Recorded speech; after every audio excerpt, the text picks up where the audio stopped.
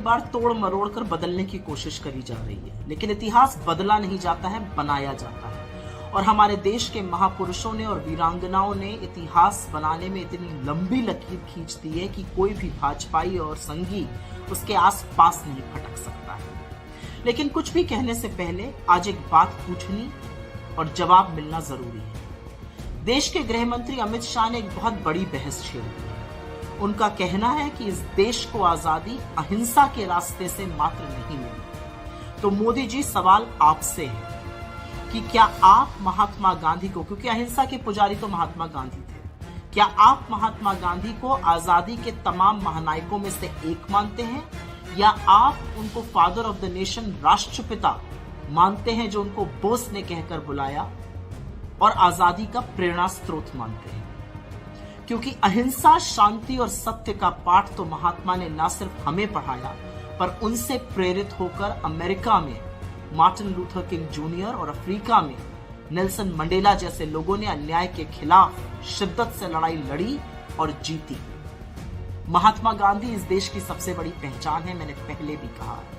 आप गांधी को यहां पर जरूर कुछ कह दीजिए, लेकिन अंततोगत्वा आपको शीश तो गांधी के आगे ही झुकाना पड़ता है, क्योंकि वैधता तो आपको तभी मिलती है। तो जब आप लाल किले के साउंड एंड लाइट शो में गांधी को एक लाइन में सीमित कर देते हैं या नेहरू को विलुप्त कर देते हैं, तो इससे ना नेहरू छोटे होते हैं, ना गांधी का कद खत्म होता है। इससे आपकी छोटी और तुच्छ सोच का और छोटे मन का पता जरूर चलता है।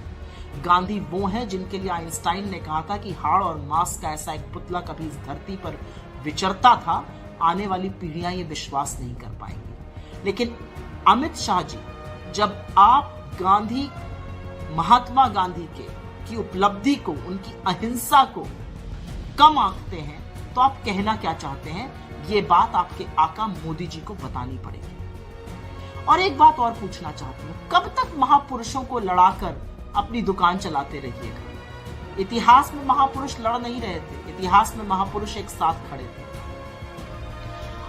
नेहरू जी, जिन्होंने दशकों पहले वकालत छोड़ दी थी, उन्होंने फिर से वकील का चोंगा पहना था, क्योंकि वो आजाद हिंद फौज के वकील बने थे और 1945 में उसी लाल किले के अंदर जाकर तारीखों पे जिरह करी थी, बहस करी थी और उनके पुनर्वास के लिए भी सतत कार्यरत रहे थे।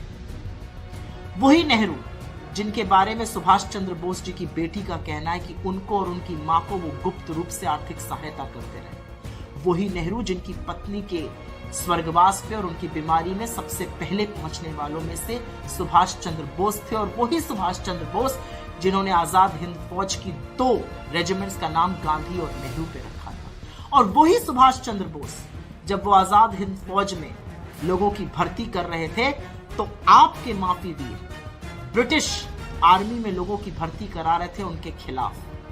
तो कब तक महानायकों को लड़ाइएगा?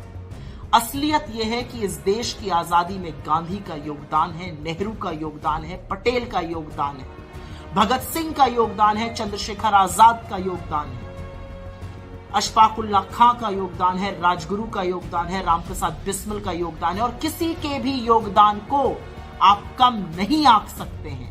लेकिन गांधी के ऊपर प्रश्न चिन्ह लगाना इस देश के लिए ही नहीं, सत्य और अहिंसा के हर पुजारी के ऊपर एक आक्षेप है और जवाब तो आपको देना पड़ेगा। छोटे मन से राजनीति नहीं होती और इतिहास बदला नहीं, बनाया जाता है, और वो बनता सीमेंट की इमारतों से नहीं, बुलंद इरादों से है। काश ये बात आपको समझ में आए।